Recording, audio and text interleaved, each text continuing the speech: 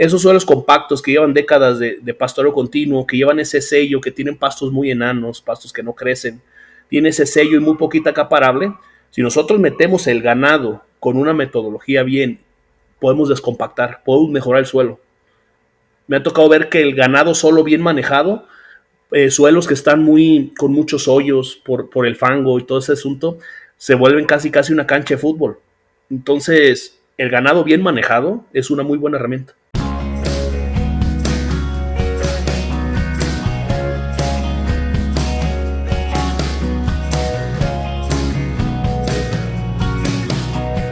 Hola a todos, bienvenidos a Dairy Cash. Mi nombre es Elizabeth Sendejas.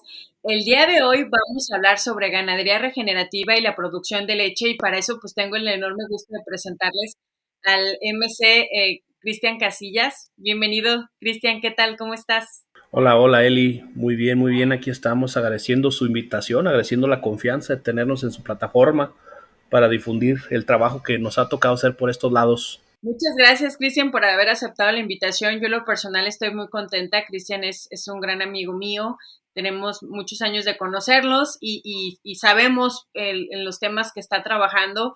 Y creo que puedo decir con toda confianza que el médico Cristian es pionero en la ganadería regenerativa en ganado lechero.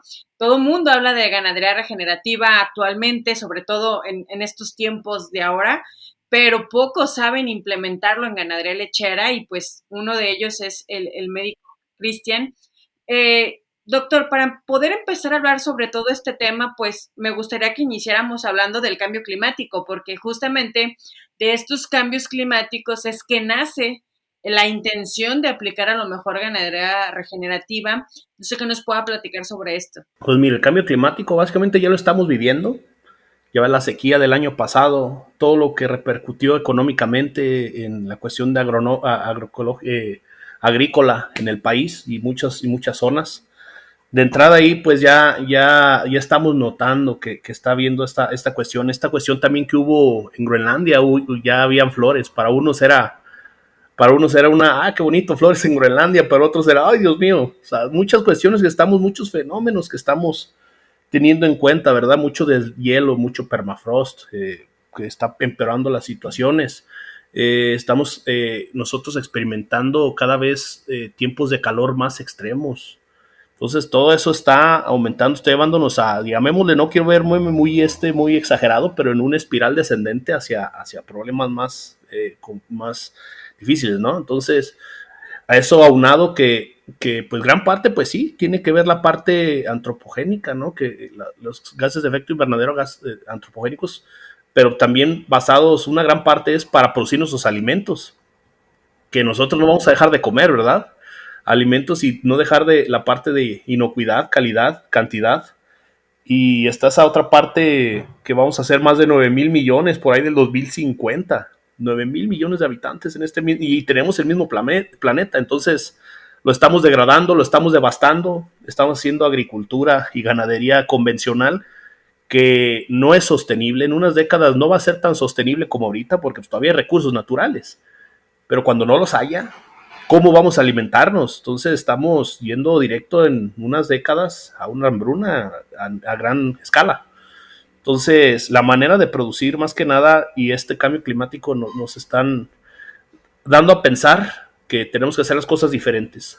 Tenemos que utilizar mejor los recursos y pues saber estar en cuenta que pues tenemos el mismo planeta, entonces estamos desgastando, estamos utilizando recursos como si tuviéramos planetas de reserva y no, tenemos el mismo. Básicamente lo estamos viendo por todas estas situaciones antes mencionadas y que podemos ver en los medios a cada rato. Son cosas que tanto la agricultura, animales, todo eso, y el hombre como tal, tenemos como hasta el 2030 para nosotros tratar de regular, que ya no es que se enfríe el planeta, y ahorita tenemos que lidiar, y ahorita estamos en un contexto de lidiar con los grados Celsius en promedio que va a incrementar la temperatura promedio global, que no suba tanto, porque sí podría haber diferentes escenarios si sube más de 4.6, 4.4 grados Celsius. La temperatura promedio global serían catastróficas a décadas adelante. Si logramos que no se caliente tanto el planeta, que es lo que nos tocaba híjole, a mí me estas pláticas desde 2021, ya ahorita estamos casi 2025, a 2030, imagínate, tenemos que lograr que no suba tanto la temperatura. Ejemplo de ello, el maíz. Si nos enfocamos en América y en Asia, que es más del 80% de la producción del maíz global, en un escenario donde sí se calentó mucho el planeta, vamos a tener casi el 50% menos de producción de maíz por hectárea, debido a que pues, la cuestión del clima, se va a sacar mucho el polen, no va a haber tanta reproducción, no va a haber tanto maíz. Va a ser catastrófico que produzcamos el 50% menos del maíz. Entonces, ¿qué ha hecho el hombre? ¿Qué ha hecho el hombre para decir, híjole, no cubro la demanda de tal cultivo, ¿qué hago? Devastamos 1 hectárea, 2 hectáreas más de bosque, ¿no? De selva. Sí. Entonces, es lo que hemos hecho. En lugar de resolver los problemas del suelo, resolver los problemas de otra manera, ha sido comernos más hectáreas de ecosistemas naturales. Y eso es lo que nos ha traído actualmente a los problemas que tenemos. Y aquí ya no recuerdo el nombre de un periodista del New York Times, no recuerdo, versus mencionando mucho que el cambio climático se lo achacaban o se lo culpaban mucho al CO2, al carbón, que el carbón es el gran villano de esto, y en realidad no es el villano. El carbón en realidad es un átomo, el carbón como tal, el átomo donde se sentó la vida, en las moléculas orgánicas, carbón, hidrógeno, oxígeno y nitrógeno. El carbono, nosotros somos parte del carbono. El carbono hay que ver, también hay que descontextualizar. Alan Seidory, por otro lado, dice, ok, el carbón no hay que enfocarnos. Hay un término que se llama, luego si pueden meterlo, investigarlo en inteligencia artificial o en Google, el carbon tunnel vision, esa vista de túnel al carbón, que solo se están enfocando en el carbón como el problema, pero en realidad el carbón solo es, o el acúmulo de gases de efecto invernadero traducidos en carbón, o el CO2 equivalente, es síntoma de lo que hemos estado haciendo mal nosotros. Todo ese acúmulo extra que tenemos en la atmósfera y que genera ese efecto invernadero excesivo, porque el efecto invernadero siempre ha sido como tal, es síntoma de lo que hemos estado haciendo mal aquí. Pérdidas de ecosistema, cambios de uso de suelo en demasía, menos hectáreas de agostadero, muchas quemas, mucha industrialización, mucha industria fósil, mucha industria de combustibles fósiles. Entonces, todo eso ha acumulado más del que nosotros podemos tener y trabajar en nuestro suelo. Entonces, es síntoma de lo que estamos haciendo mal nosotros como hombres, ¿no? El carbón en sí no es el problema. Lo que te podría mencionar así a grandes rasgos del cambio climático. Muchas gracias, doctor. Yo me quedo me gustaría retomar algo que mencionó sobre las formas de producción. Yo a ti te he escuchado muchísimas veces hablar sobre una frase, ¿no?, que me gusta mucho de, no es la vaca, es el cómo, ¿no?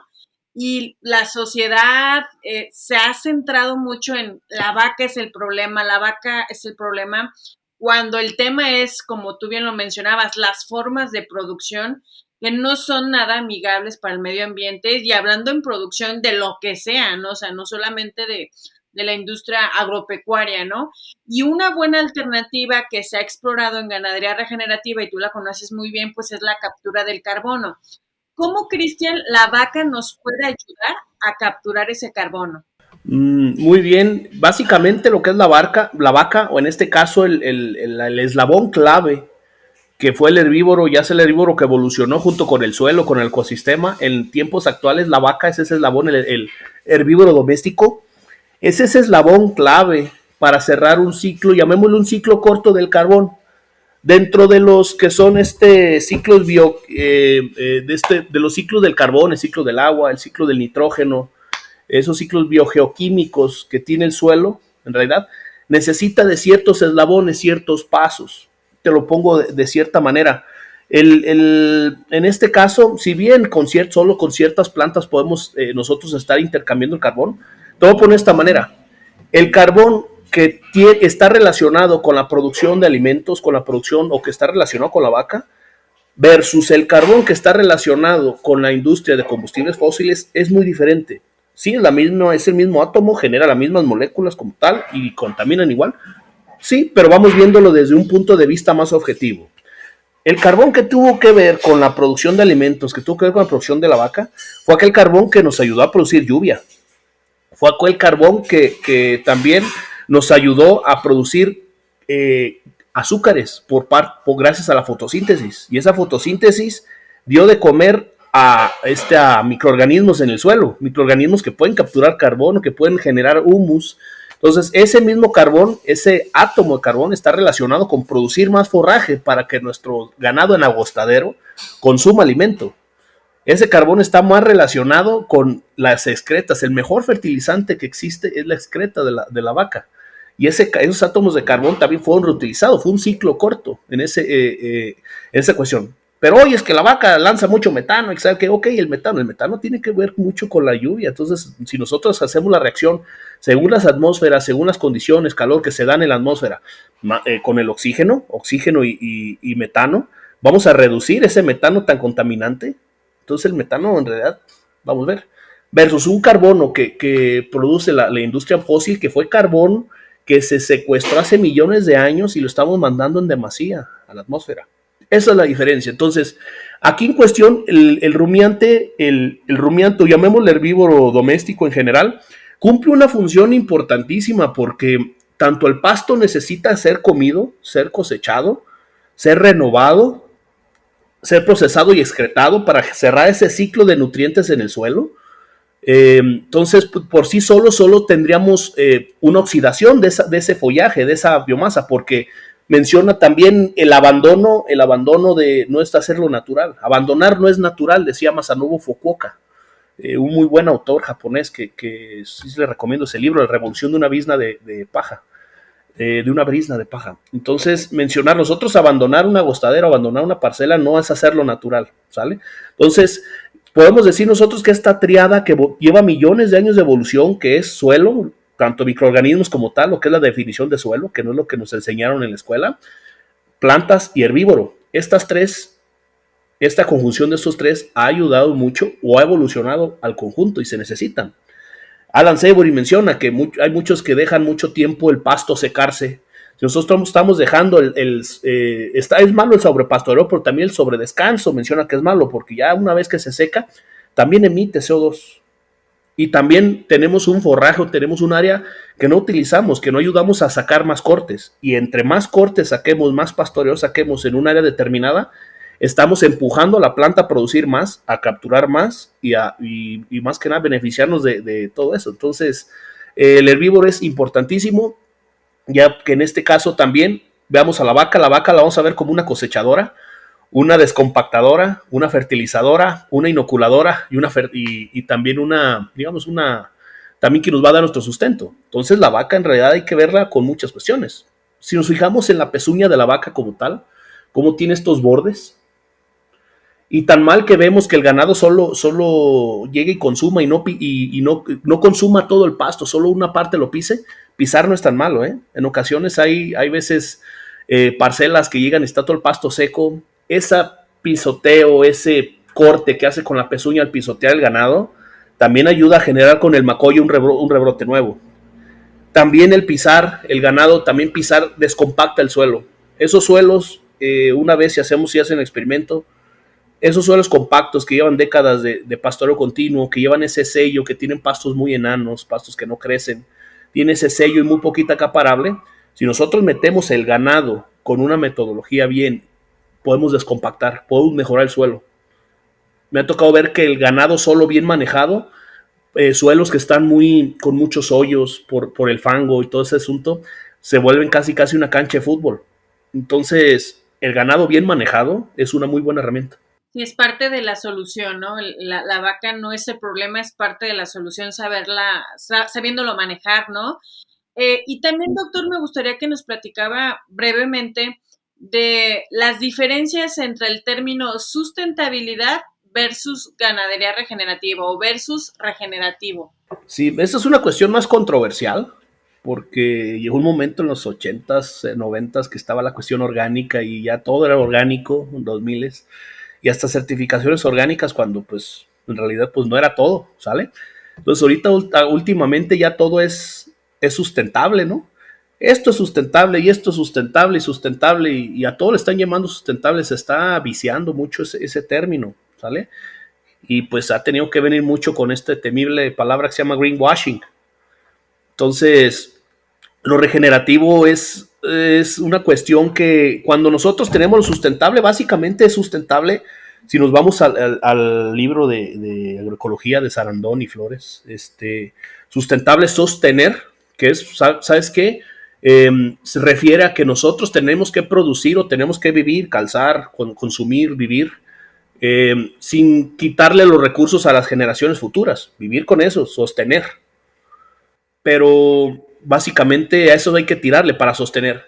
Cuando nosotros nos hacemos regenerativos, le tiramos a lo regenerativo, nosotros rebasamos la sustentabilidad y lo regenerativo potencializa, maximiza, produce más, es mejoría en lo económico, mejoría en captura de carbón. Nos hacemos básicamente un resumidero de CO2 en el suelo, mejoramos, potencializamos cualquier aspecto en cuanto a agricultura y ganadería. Eso es lo que hace lo regenerativo. Aquí básicamente hasta incluso ciertas ONGs mencionan que está ese riesgo de que ahorita todo le llamen regenerativo, ahora todo el mundo lo quieren poner regenerativo y comience con lo que es greenwashing. Entonces hay muchas empresas que sí pudieran hacer cierto montaje y pudieran estar mostrando a sus consumidores, porque ahorita los que tienen el sartén por el mango siempre ha sido, es el consumidor. Y más ahorita que hay más apertura a redes sociales, hay más información, el consumidor quiere saber qué está consumiendo, cuál fue la historia de lo que está entrando a su plato, ¿no? Entonces, se presta más al greenwashing, se presta más a ir con como que ir más con la corriente, pero de una manera errónea. Entonces, también, si bien no hay todavía un consenso que es agricultura y ganadería regenerativa bien plantado, es evitar que vaya a eso, y es la preocupación de muchas ONGs actualmente. Muchas gracias por esa explicación. Creo que, como bien lo comentas, el que ha hecho que evolucione todo es el consumidor, ¿no? Y cada vez hay gente que trata de estar mejor informado. Y parte yo creo que del que no haya como puntos muy especializados sobre ganadería regenerativa en leche es que no hay como una unión de criterios, ¿no? Entonces, desde tu punto de vista, Cristian, ¿cuáles las metodologías o metodologías adaptadas a la producción de leche en cuanto a ganadería regenerativa? Verás, Celi, básicamente yo hay varias. Yo rápido te cuento, aquí en la región donde me encuentro, esta región de México, en los Altos de Jalisco, Jalisco, México. Verás, si bien México produce al año más de 13,000, vamos a tirar 13,500 millones de litros producidos este año o más, donde Jalisco es el que más produce, arriba de 2,000 millones de litros, quizás más o menos poquito más, arriba de 2,000 millones. Casi toda la producción de leche se concentra en los Altos de Jalisco, donde estamos. Pero el gran grueso de productores que hay son ganaderos con una caracterización de pequeño establo a mediano establo, y son con administración familiar, donde todos, casi la gran mayoría, unen ciertas características, donde quieren producir igual que la producción industrial en Estados Unidos, pero no tienen ni las parcelas para producir su propio ensilado bien, en cantidad o su demanda. No tienen, hay ciertas características también de idiosincrasia, de cultura que nos dejó la Revolución Verde errónea, cuestiones de creencias que pues no. Entonces hay también mucho agostadero, mucho pastizal abandonado, hectáreas abandonadas. ¿Por qué? Porque prefieren encerrar a las vacas y producir todo el año como producen de manera industrializada en Estados Unidos. Siendo nosotros como México un país megadiverso y siendo nosotros la cuestión social y económica de los Altos de Jalisco, pues a mí me tocó darme la tarea de adaptar ganadería regenerativa. Yo me tocó hace como 8 o 9 años ser de los primeros locos que tocaban puertas y me ignoraban. Entonces yo fui necesario hasta que el clima los apretó. Entonces a mí el cambio climático fue el que me hizo que me llamaran más. Entonces, ¿qué hice? Pues las metodologías ya están. Yo me baso siempre en lo que es pastoreo racional de André Boissan, pero también me he tocado en esta zona por la cuestión climática, lluvias socioeconómicas y también cuestiones propias, vicios que pudiéramos llamarle así el ganadero, de no invertirle mucho tiempo al manejo de las vacas por falta de tiempo. Entonces tuve que generar, junto con mi asesor de tesis, que es el doctor Darwin, generar una metodología para nosotros poder hacer que el agostadero explote en esa producción de forraje, que sea una ayuda para el ganadero, que el ganadero no vea la ganadería regenerativa como un fin, sino como un ingreso extra a su parcela, pero de paso, su producción de CO2 por litro de leche corregido, su metano corregido en leche reduzca mucho, pero que también tenga más dinero en la bolsa. También que el ganadero tenga estrategias de diversificación, que sienta que está trabajando igual o menos, pero en realidad le está quedando más dinero. Y también, desde luego, que haya empresas, el mercado se fije en ese tipo de cuestiones, porque también el acceso a mercados que den valor a este tipo de trabajos también es clave en la industria. Si no es el gobierno, es la industria.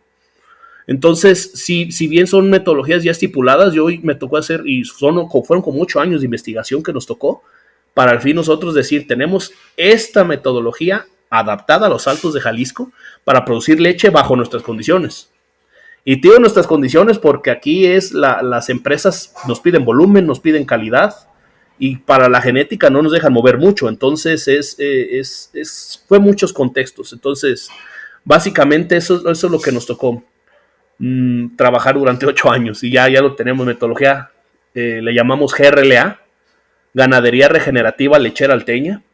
8 años de investigación, ya los papers por ahí saldrán.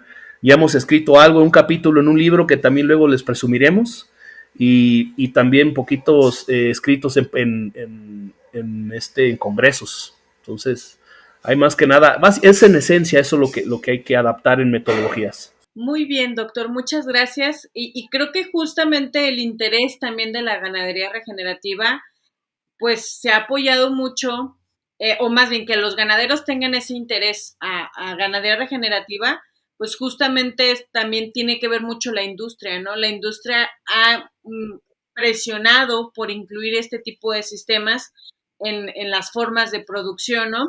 Y uno de los temas como más complicados de poderlo aplicarlo es, pues, dónde sí aplicarlo, dónde no podemos, porque al final no podemos generalizar, todos hagan ganadería regenerativa, ¿no? Es, tú sí puedes, tú no puedes. Entonces, sobre eso, ¿cómo pudiera usted resumirlo, esta parte de zonas agroclimáticas, en donde se puede, no se puede, qué tipo de genética debemos de tener en nuestras vacas para que pues salga de la mejor manera? En cualquier lugar del mundo que tengamos un suelo regenerado por regenerar, en cualquier lugar del mundo se puede hacer esto. Se puede hacer mientras tengamos un herbívoro que pueda degradar o pueda convertir en carne y leche o becerros de buena calidad ese material fibroso, esa fibra, convertirla en energía y subsistir. En cualquier lugar se puede hacer, porque hay lugares donde, fíjate, no sé si Eli te ha tocado escuchar ese, porque a mí sí me tocó en mis tiempos que empecé a tocar puertas, sí escuchaba casi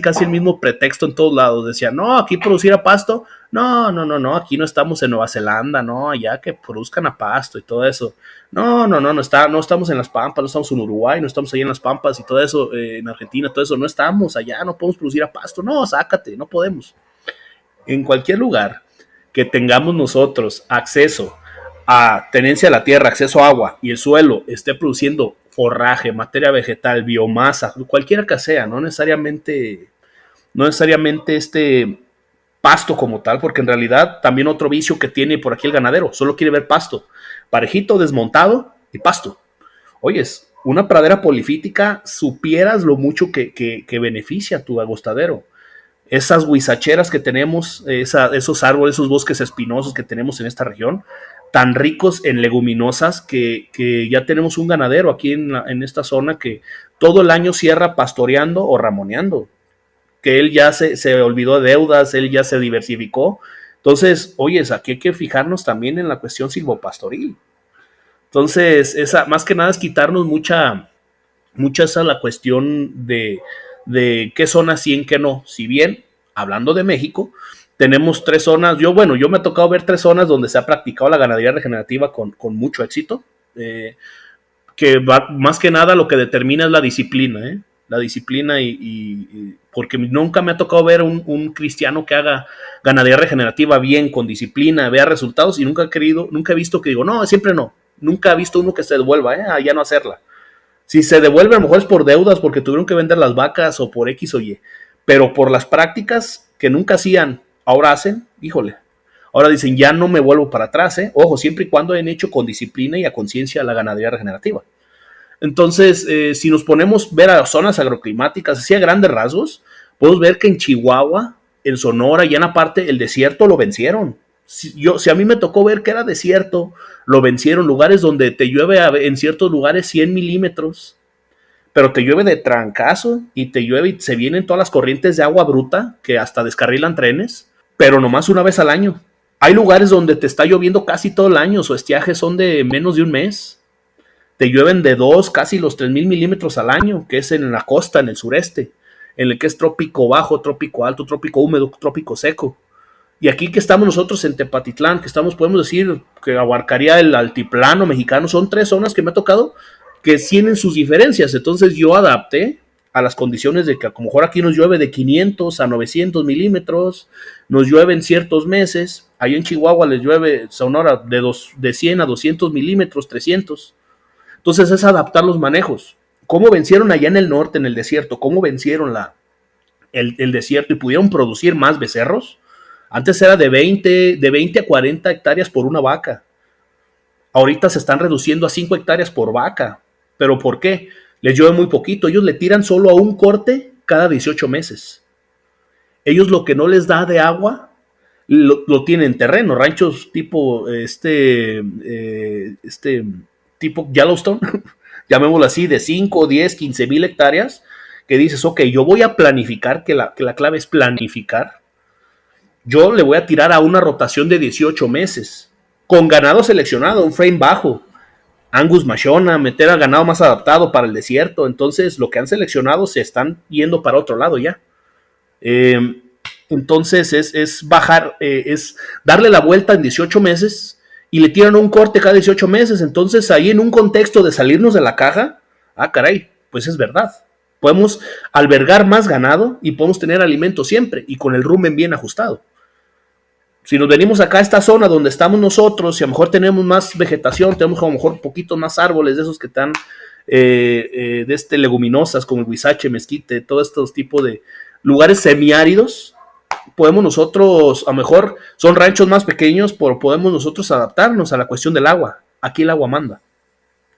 Y si nos vamos al sureste, en un contexto muy diferente, en un contexto donde la leche ahí nosotros tenemos más problemas de calor húmedo, más problemas de ectoparásitos, ahí es una genética adaptada a ese tipo de situaciones.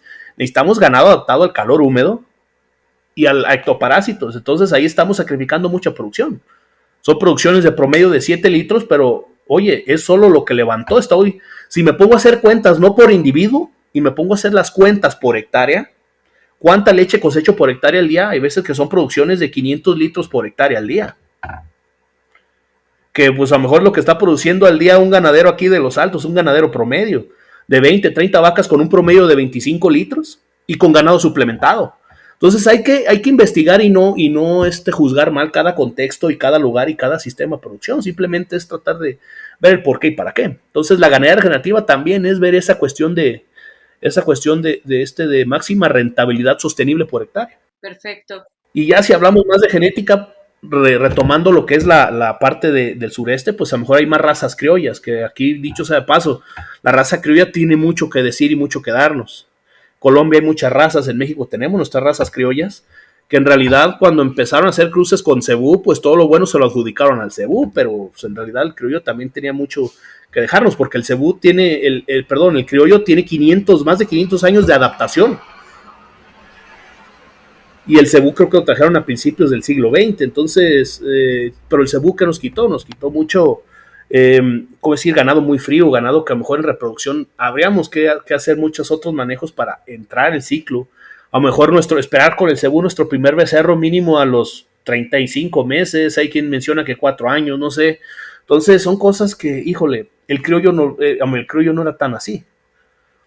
Si ya nos venimos aquí en cuestiones de genética, en ganadería regenerativa, sí nosotros hemos tenido un establo donde sí se nos ha permitido mover la genética poquito, pero porque se le está tirando esta parte de la leche a 2,